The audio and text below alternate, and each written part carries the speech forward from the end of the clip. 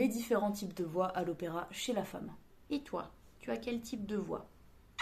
Bon, je dis opéra, mais je parle en réalité du chant lyrique en général. Allez voir ma vidéo qui s'intitule Qu'est-ce que le chant lyrique? Et là, je vous parle des voix de solistes, même si pour les voix de choristes, c'est pas très éloigné. Donc vous avez trois types de voix, et la voix la plus aiguë, c'est celle de la soprano. Je pense que c'est la plus connue. En général, quand les gens pensent opéra, chez la femme, ils pensent à soprano, mais il y a d'autres types de voix, on verra ça après. La soprano, c'est donc la voix qui monte le plus haut, ça rime, et souvent, c'est celle qui a les premiers rôles. Bon, pas toujours, mais assez souvent. Mais ça d'ailleurs à cause de cette histoire de premier rôle, quand les gens pensent à l'opéra et aux voix de femmes, en général ils ont tendance à penser que le but à l'opéra c'est de produire le son le plus aigu qui soit. Or il n'en est rien, je le rappelle, le but c'est de produire le plus beau son qui soit, tout bêtement, quel que soit le type de chant d'ailleurs, que ce soit lyrique ou pas. La tessiture, donc la hauteur de la voix, c'est juste une classification, ce que je vous explique aujourd'hui.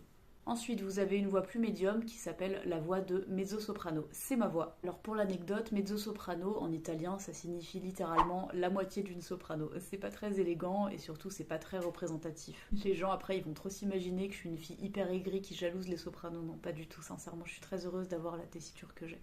Donc la mezzo-soprano, elle est qualifiée comme telle parce qu'elle va pouvoir quand même aller dans l'aigu comme la soprane, mais peut-être pas aussi haut et surtout c'est pas là que son son va être plein, son son.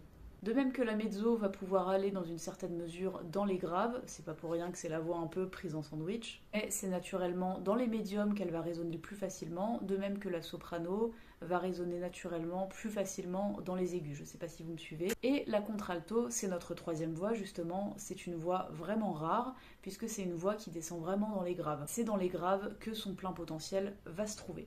Deux choses pour terminer cette vidéo. La première, c'est que déjà la tessiture, puisqu'en fait je viens de vous réaliser une vidéo sur les tessitures, c'est quelque chose a priori d'entièrement naturel.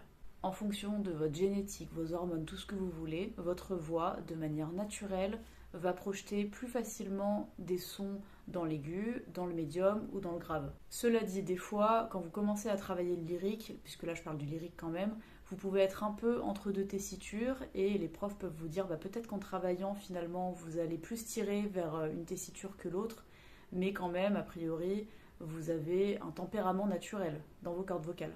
Deuxième chose, au sein des tessitures, vous avez plein de colorations, si je puis m'exprimer ainsi, de voix différentes. Vous avez plein de types de voix. Vous allez avoir des voix très légères, des voix qui vont être capables de chanter des choses très rapidement. Vous avez de toute façon autant de voix qu'il y a de personnes, et ça explique aussi pourquoi subjectivement on va préférer une voix à une autre alors qu'a priori c'est la même tessiture.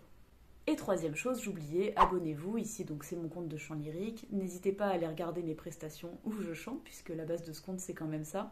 Par ailleurs, j'ai notamment un autre compte où je fais des imitations humoristiques.